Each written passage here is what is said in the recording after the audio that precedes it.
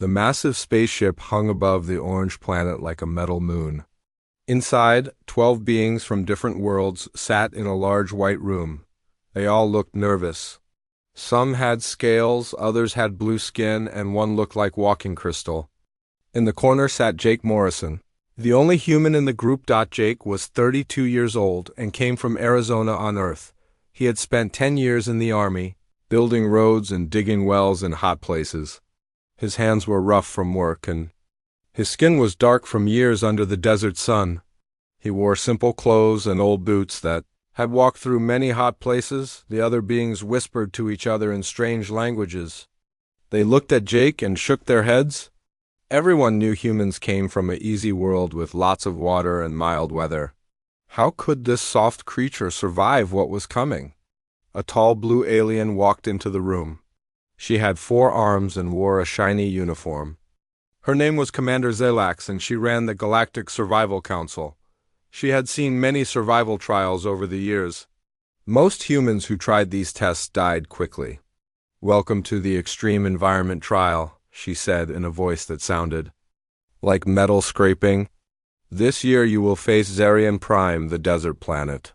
No creature has ever made this world their home.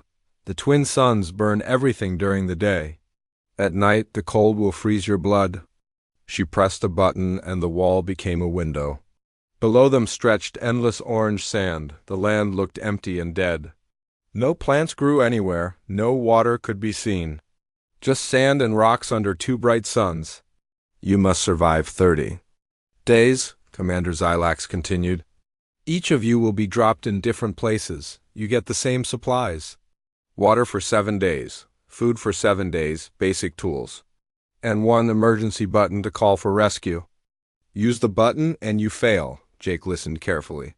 He had survived in bad places before. The deserts of Earth were tough, but this looked much worse.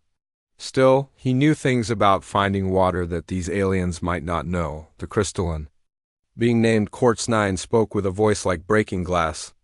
"What are the temperatures we will face?" "During the day, 140 degrees in your Earth numbers," the commander said.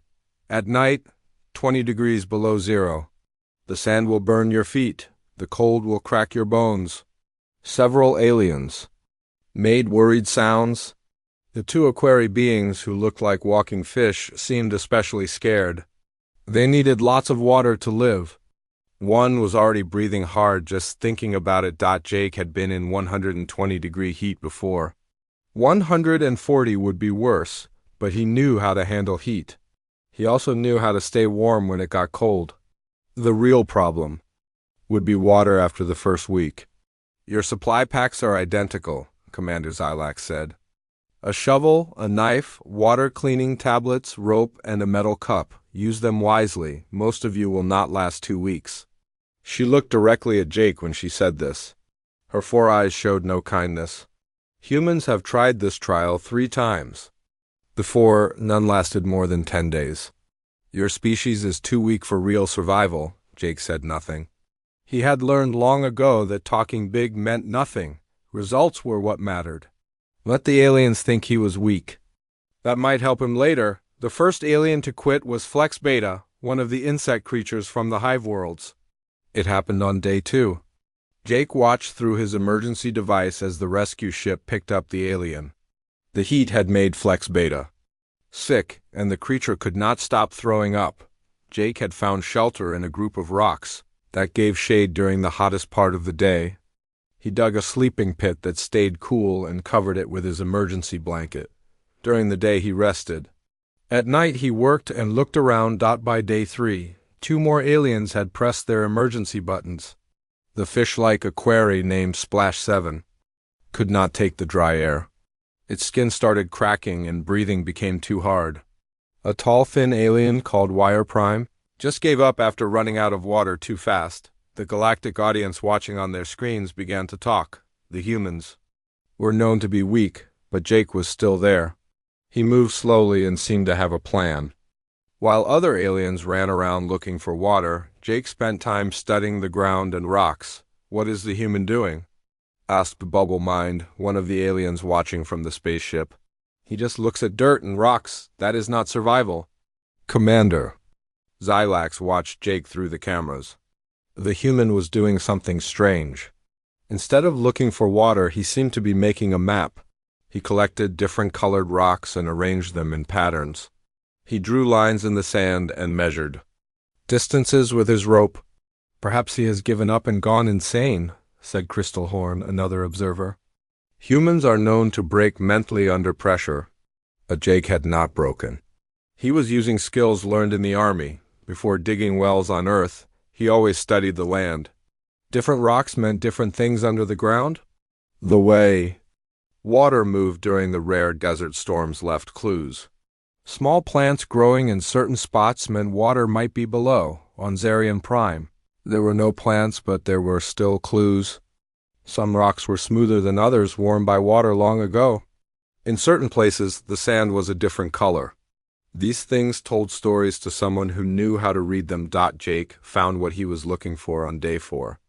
In a low area between two hills, the sand had tiny crystals mixed in. The rocks were worn smooth. Most important, when he dug down just 2 feet, the sand became damp. He did not start digging deep yet. First, he needed to plan. A well was not just a hole in the ground. It needed to be built right, or it would fall down and trap him. He spent the next day collecting the right rocks and preparing his tools. The other surviving aliens began to notice changes in Jake's behavior. While they grew more desperate each day, the human seemed calm. He worked steadily and did not waste energy running around. When the alien called Rock Crusher tried to steal Jake's water, Jake easily fought him off and took some of Rock Crusher's supplies as payment. By day 7, half the aliens were gone. The ones left were getting weak and mean. They started fighting over small amounts of water found in the morning dew. Some tried to follow Jake, thinking he might know something they did not. Jake let them watch, but he did not explain what he was doing. He just kept working on his project. The aliens saw him moving rocks and digging small holes. To them, it looked like he was wasting time and energy. They shook their heads and went back to looking for water in empty places. On the viewing ship, the aliens started making bets about when Jake would quit. Most thought he would last maybe 2 more days. Humans were soft creatures from an easy world. This desert would break him soon enough, but Commander Xylax was not so sure. She had watched many survival trials, and Jake was different. While other creatures focused on finding resources, the human was building something. She had seen this kind of behavior before, but only in the smartest and most dangerous species. As night fell on day 7, Jake looked at his work and smiled. Tomorrow, the real digging would begin. He had water for 1 more day, maybe 2 if he was careful. After that, his plan would either work, or he would join the other failed humans in the rescue ship. The twin suns set behind the hills, and the cold night began. Jake pulled his blanket tight and prepared for the most important day of his life. Day 8 arrived with the twin suns burning even hotter than before. Jake woke up in his rock shelter and checked his water supply. Less than 2 cups remained. His emergency food was completely gone. From now on, everything depended on his plan working. The other aliens were in worse shape. Through his emergency device, Jake could see their locations marked on a small screen. 3 more had quit during the night. Only 5 aliens remained besides himself. They were all moving slowly now, searching desperately for any drops of water. Jake gathered his tools and walked to his chosen digging spot. The area looked like any other patch of desert, but he knew better. The signs were all there for someone who understood what to look for. He had spent years learning how water moved underground in Earth's deserts. He started by digging a test hole, just 3 feet deep and 2 feet wide. The sand was hard work to move, but Jake took his time. He dug for 30 minutes, then rested. In the shade. Digging for hours in this heat would kill him faster than thirst. At 2 feet down, the sand became darker. At 3 feet, it was definitely damp. Jake smiled and started planning his real well. This would not be just a hole. It would be a proper water source that could last for weeks. On the viewing ship, Commander Xylax watched Jake's work with growing interest. The other aliens were laughing at the humans' efforts, but she had seen enough survival trials to recognize good planning. This human was building something, not just digging randomly. "The soft earth creature will die today," said Rock Crusher, one of the few aliens still watching the screens. "He wastes energy on impossible dreams." But Xylax noticed something the others missed. Jake was not just digging. He was building walls inside his hole using the flat rocks he had collected. He was making supports to keep the hole from falling. And this was real engineering, not desperate digging. By noon, Jake had dug down 4 feet. The work was hard, but he found a rhythm. Dig for 20 minutes, rest for 10, drink tiny sips of water. The hole was now 3 feet wide and perfectly round. The rock walls he built kept the sand from falling back in. The other surviving aliens began to take notice. Vex Talon, the big lizard-like saurian, was the closest to Jake's location. He could see the human working steadily while other creatures collapsed from heat and thirst. Vex Talon was tough, but even he was starting to struggle. Crystal Wave, the remaining crystalline being, tried to copy Jake's idea. She found a spot that looked similar and started digging, but she had no plan and no understanding of how water moved underground. After 2 hours of random digging, she gave up and crawled back to her shelter. Jake kept working. By evening of day 8, his hole was 6 feet deep. The sand at the bottom was wet enough to squeeze water from it. Not much, but enough to keep him alive another day.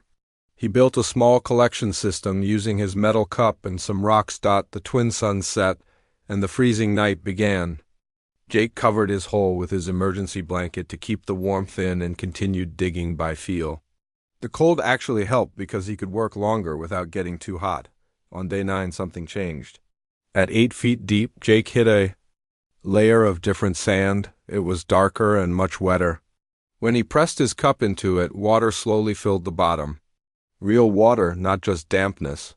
His plan was working. Jake built a better collection system.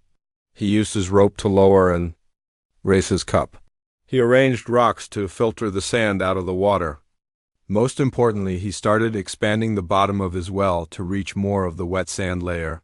The aliens watching from space could not believe what they saw. The human was actually finding water in the middle of the desert. Water where none should exist. Even Commander Xylax was impressed. In 30 years of survival trials, she had never seen anything like this. "How does the Earth creature do this?" asked Bubble Mind. "Our sensors show no water in that area. Underground water is different," Xylax explained. "It flows in hidden rivers below the surface." The human somehow knew where to look.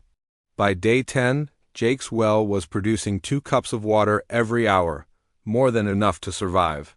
He could finally drink as much as he needed and even wash some of the sand and sweat from his body.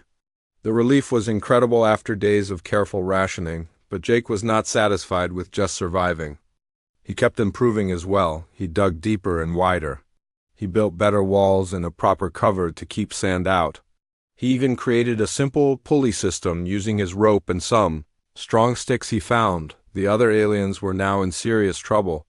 Cluster 7, the insect hive mind, was barely moving. The remaining Nebulan, who had advanced technology but no survival skills, was close to pressing the emergency button. Only Vex Talon and Crystal Wave were still fighting to survive. On day 11, Vex Talon made a decision that would change everything. The big lizard alien had been watching Jake from a distance. He could see green plants starting to grow around the human's camp. Plants meant water, lots of water. More water than any alien had found. Vex Talon was proud, but he was not stupid. His own water had run out the day before.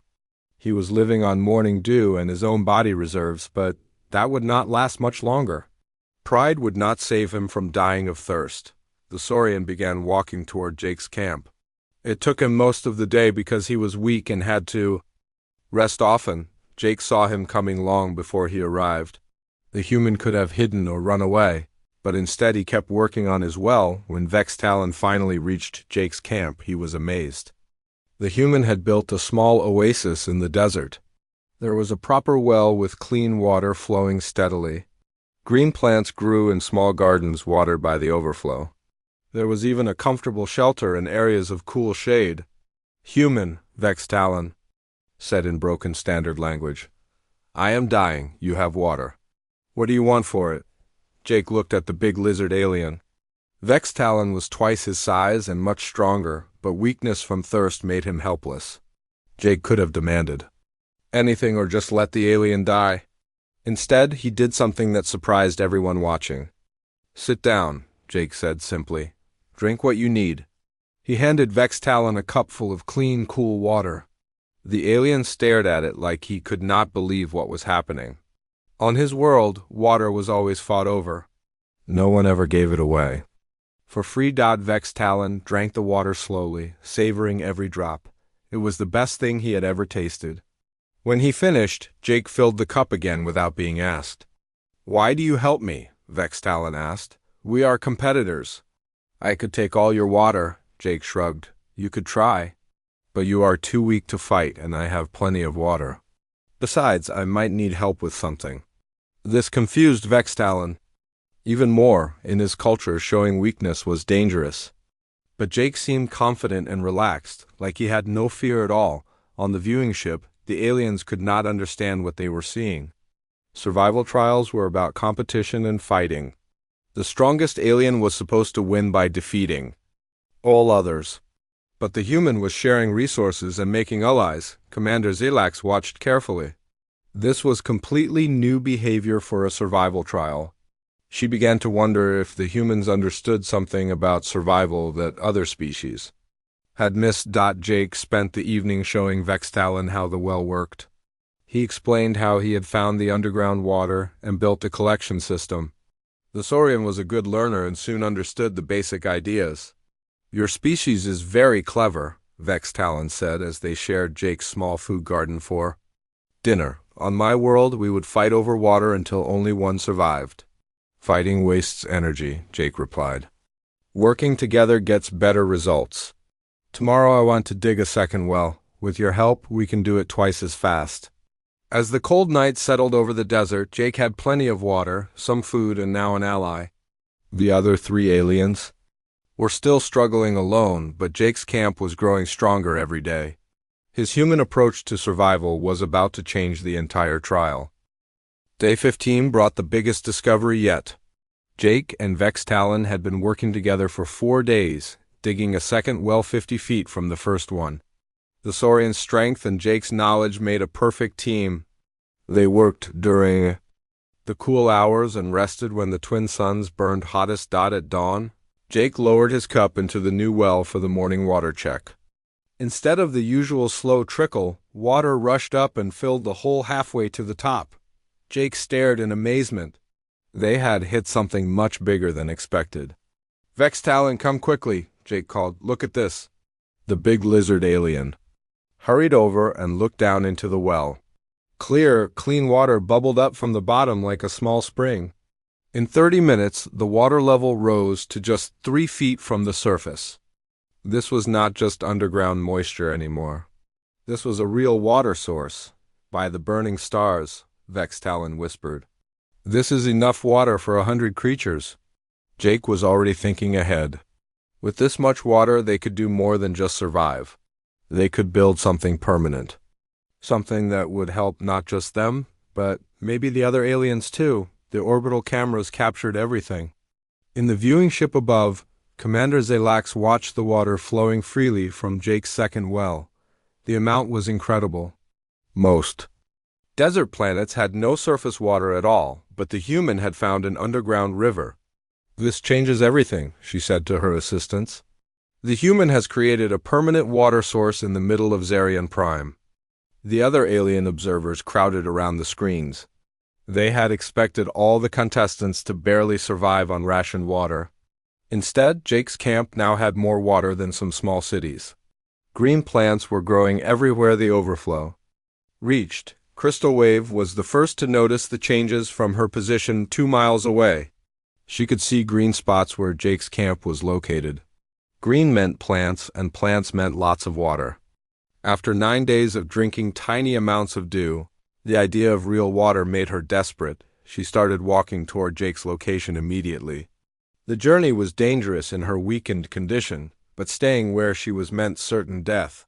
She moved slowly, resting often, Following the green signs that grew brighter as she got closer. Cluster-7, the hive mind alien, also saw the changes. The collective intelligence of the insect creature was smart enough to understand what the green growth meant. Like Crystal Wave, Cluster 7 began the long journey toward Jake's camp. The remaining Nebulan, called Tech Prime, was the furthest away but had the best equipment. His advanced sensors detected the water from nearly 5 miles distance. The readings seemed impossible, but the instruments did not lie. Somehow, the primitive human had created a major water source. Jake and Vex Talon spent the day building improvements to their camp. With unlimited water, they could do things that seemed impossible before. Jake built a simple irrigation system using channels dug in the sand. He planted seeds from his emergency kit in organized rows. The Saurian used his natural strength to move large rocks and build proper walls. Together, they created the first permanent structures on Zarian Prime's surface. Shade areas, sleeping quarters, food storage, and even a primitive cooling system that used flowing water. By evening, their camp looked like a small village. Jake built a proper workshop area where he could make tools and improve their equipment. Vex Talon created defensive positions, though Jake was not sure they would need them. "Why do you build so much?" Vex Talon asked as they shared dinner. "We only need to survive 30 days. Jake looked around at their growing settlement. "Maybe survival is not the only goal. Maybe we can do better than just survive." That night, Crystal Wave reached the edge of Jake's camp. She was barely alive, her crystalline body showing stress cracks from dehydration. When she saw the flowing water and green plants, she thought she was having visions from thirst. Jake found her collapsed near the first well the next morning. He immediately gave her water and helped her to the shade. Crystal Wave drank slowly, afraid that drinking too fast would make her sick. The cool, clean water felt like magic after days of desperate thirst. "How is this possible?" she asked when she could speak again. "There should be no water here." "Underground rivers," Jake explained simply. "They flow beneath the desert. You just have to know where to look." Crystal Wave's species was known for their logical thinking. She quickly understood that Jake had knowledge the other aliens lacked. More importantly, he was willing to share that knowledge and his resources. "What do you want in return for the water?" she asked. Jake thought for a moment. "Your people are good at organizing information, right? I could use help keeping track of everything we are building here." This confused Crystal Wave. In most alien cultures, resources were traded for other resources. Labor was traded for goods. But Jake seemed to want something more like partnership than payment. Cluster 7 arrived 2 days later, moving slowly on insect legs weakened by thirst. The hive mind alien was close to death, but Jake and his growing team saved Cluster 7. Just like they had saved Crystal Wave, the collective intelligence was amazed by what they found. Jake's camp was now a proper settlement with multiple wells, organized gardens, comfortable buildings, and even recreational areas. It was more advanced than some permanent colonies. "This surpasses all survival expectations," Cluster 7 said in their buzzing voice. "You have created civilization in the wasteland." Jake was happy to have Cluster 7 join the group. The hive mind's ability to coordinate multiple tasks at once was incredibly useful. They could organize work schedules, manage resource distribution, and solve complex engineering problems. By day 20, Tech Prime finally reached the camp. The Nebulan had taken longer because he kept stopping to analyze what his instruments were telling him.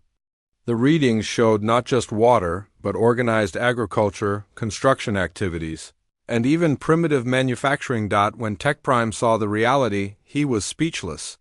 Jake's settlement now covered several acres. There were multiple wells, extensive gardens, workshops, living areas, and even entertainment spaces. A small stream flowed between the buildings, providing water and cooling. "This violates all survival trial protocols," Tech Prime said in his mechanical voice. "Contestants are supposed to endure hardship, not create comfort," Jake laughed. "Nobody said we could not improve our situation. The rules just said survive 30 days. We are surviving very well." The Nebulan's advanced technology added new capabilities to the settlement. Tech Prime could analyze soil composition, predict weather patterns, and optimize the water systems. In return, Jake shared the settlement's resources and taught Tech Prime basic survival skills. On the viewing ship, Commander Zelax faced a unique problem. The survival trial had become something completely different. Instead of desperate aliens fighting over scraps, Jake's settlement was thriving. The contestants were not just surviving anymore, they were building a permanent community. Should we intervene? Asked Bubble Mind. This is not what the trial was designed for. Commander Xylax studied the screens showing Jake's bustling settlement. The human had turned a death trap into a garden. More importantly, he had united aliens from different species in peaceful cooperation. This had never happened before in any survival trial. Let it continue, she decided. This is more interesting than simple survival. We are seeing something new. The galactic audience was fascinated. Viewership numbers reached record levels as beings across the galaxy watched Jake's impossible settlement grow. News programs discussed the human's methods. Scientists analyzed his techniques. Some aliens even started suggesting that other species should study human survival methods. Jake seemed unaware of the attention.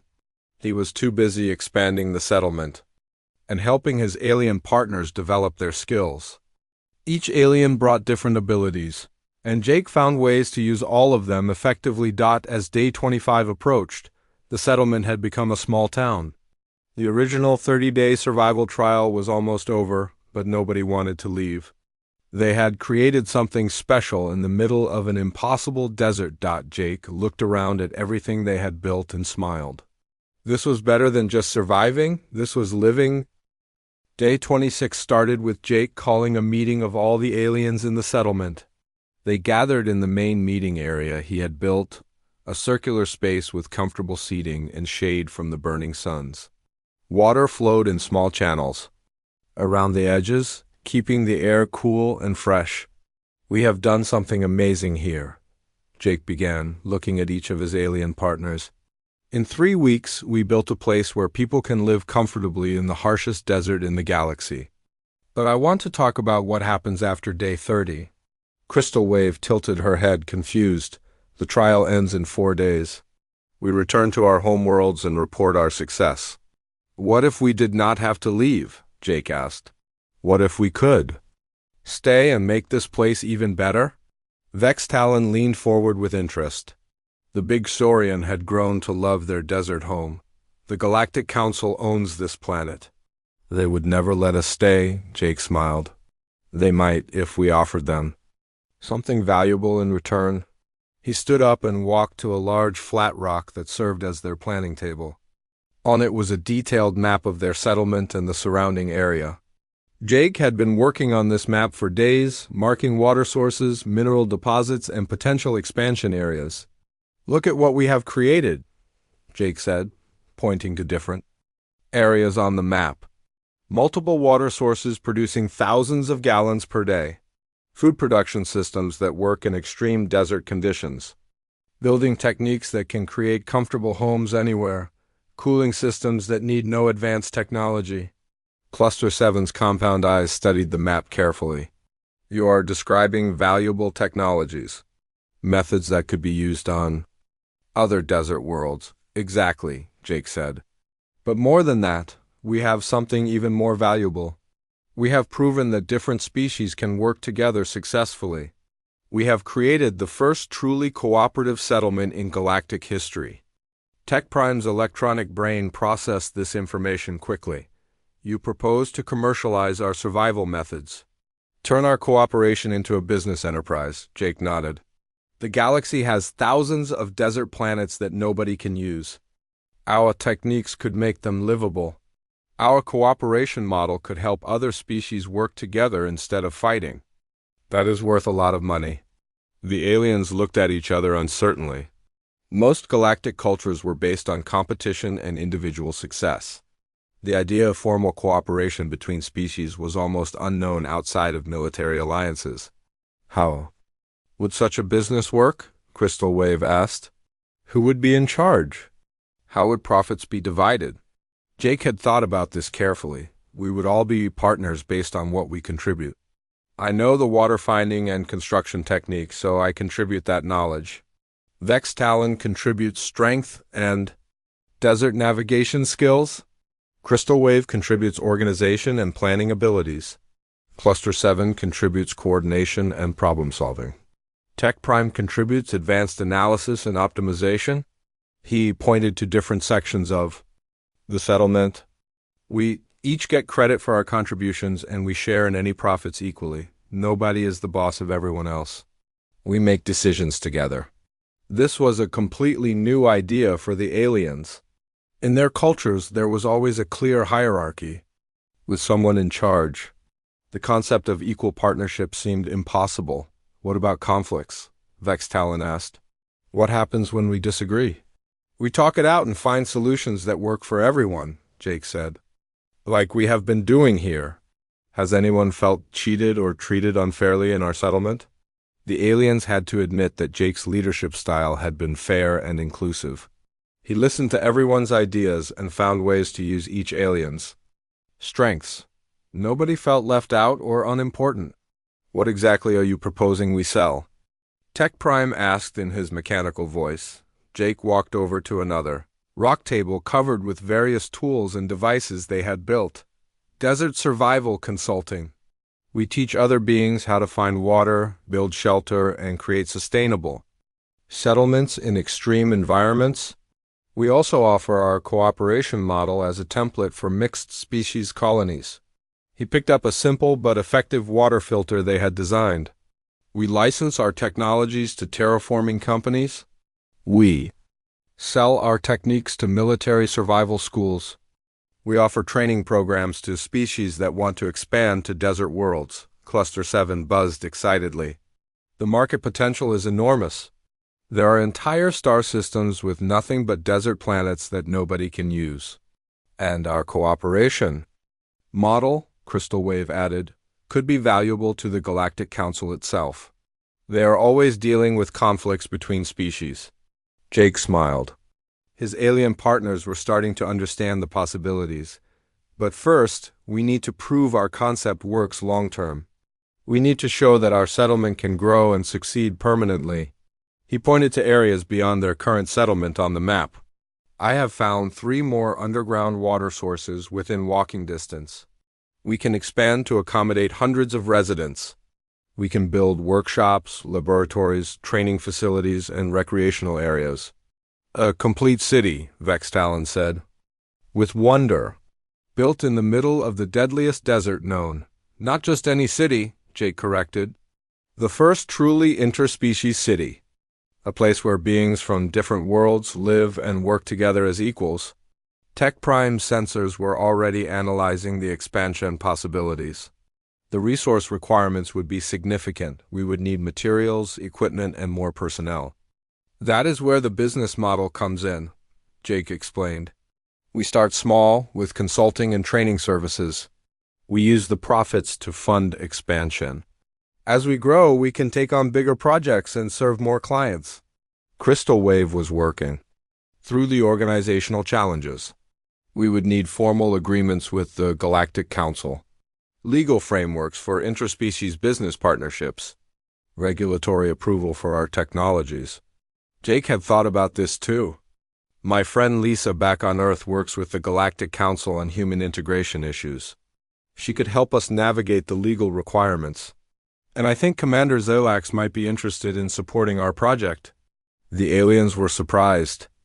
They had assumed Commander Xylax disapproved of how they had changed the survival trial. She has been watching everything we do, Jake continued. If she wanted to stop us, she could have intervened weeks ago. Instead, she has let us continue. I think she sees the value in what we are creating. Over the next 2 days, they worked out the details of their business plan. Each alien contributed ideas based on their species' strengths and knowledge. Jake coordinated the discussions and helped resolve disagreements when they arose. Vex Talon suggested they offer specialized services for military training on hostile planets. Crystal Wave proposed educational programs for young beings from different species. Cluster 7 recommended research partnerships with galactic universities. Tech Prime wanted to develop advanced versions of their simple technologies by day. 28. They had created a comprehensive business proposal.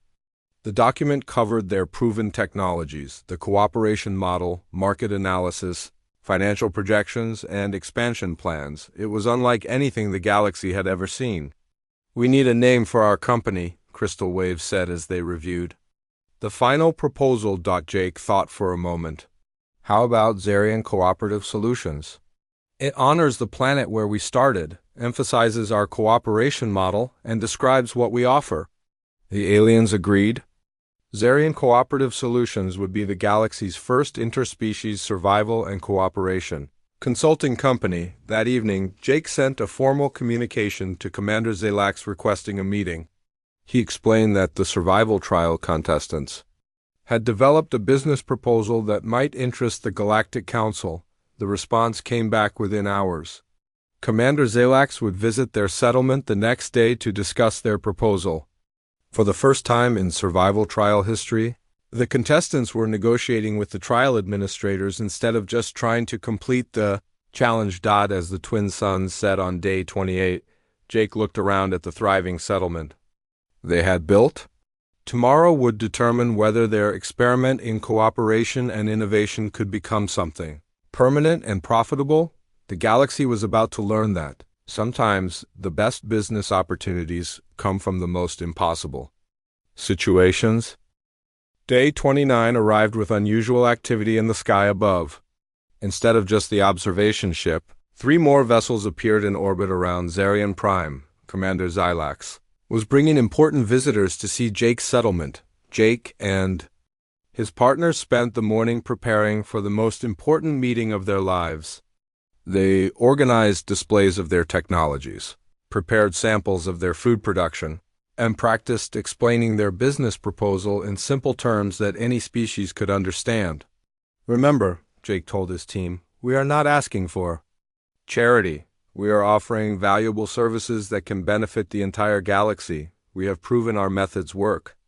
The shuttle landed at noon in the flat area Jake had prepared as a landing pad. Commander Zalax stepped out first, followed by 3 aliens Jake had never seen before. One was clearly high-ranking military, with multiple insignia and ceremonial weapons. Another wore the robes of a Galactic Council scientist. The third looked like a business representative, carrying data tablets and wearing expensive clothing. "Welcome to Zarian Cooperative Solutions," Jake said formally, using the greeting gesture that worked for most alien species. "We are honored by your visit." Commander Zalax looked around the settlement with obvious amazement. In person, the transformation was even more impressive than the orbital cameras had shown. What had been empty desert 4 weeks ago was now a thriving community with flowing water, green gardens, comfortable buildings, and obvious signs of permanent habitation. "Incredible," said the military alien, who introduced himself as General Stonefist. "Our best survival experts said nothing could live permanently on Zarian Prime, yet you have created a garden in hell." Dr. Mindflow, the scientist, was already taking readings with her instruments. "The environmental modifications are extensive. You have altered the local climate, created sustainable agriculture, and established renewable resource systems. How did you accomplish this with primitive tools?" Jake smiled. "Would you like the full tour? We can show you everything." For the next 3 hours, Jake and his partners guided the visitors through every aspect of their settlement. They demonstrated the well-digging techniques, explained the irrigation systems, showed the food production methods, and described the building technologies that worked in extreme conditions. Each alien partner took the lead in explaining their contributions. Vex Talon showed how his knowledge of desert navigation had helped locate the best water sources. Crystal Wave demonstrated the organizational systems that kept everything running smoothly. Cluster 7 explained the coordination methods that allowed multiple species to work together efficiently. Tech Prime presented the optimization improvements that had increased productivity. The visitors were most impressed by the cooperation itself. Never before had they seen aliens from different species working together so naturally. There were no obvious leaders or followers, no conflicts over resources, no cultural tensions that usually plagued mixed species groups. This challenges everything. We understand about interspecies relations, Dr. Mindflow said to Commander Xylax quietly. The cooperation appears genuine and voluntary, not forced by necessity. General Stonefist was studying the defensive capabilities Jake had built into the settlement design. Your fortifications are subtle but effective. You could defend this place against significant threats, but the defenses are hidden so they do not interfere with daily life. The business representative called Profit Seeker was most interested in the economic potential. Your market analysis is thorough and realistic. The demand for desert colonization techniques is indeed enormous. But can you scale up production to serve major clients? Jake had anticipated this question. That is exactly why we want to establish a permanent operation. Here, Zarium Prime can become our headquarters and training facility. We can bring clients here to experience our methods firsthand, then help them implement similar systems on their own worlds. You propose to turn the galaxy's most hostile survival trial location into a business headquarters? Commander Xylax asked with surprise. Why not? Jake replied. We have proven it can be done. And having our headquarters here sends a clear message about the effectiveness of our methods. The visitors spent the evening in the settlement's guest quarters experiencing firsthand how comfortable life could be in the supposedly uninhabitable desert. The flowing water, cooling systems, and abundant food made it easy to forget they were on one of the galaxy's most dangerous planets. At the final meeting the next morning, Commander Xylax delivered the Galactic Council's decision. Your proposal has been accepted with modifications. The Council grants Zarian Cooperative Solutions a 50-year lease on this territory, with options for renewal based on performance. Jake and his partners could hardly believe what they were hearing. Their impossible dream was becoming reality. However, Commander Xylax continued, there are conditions.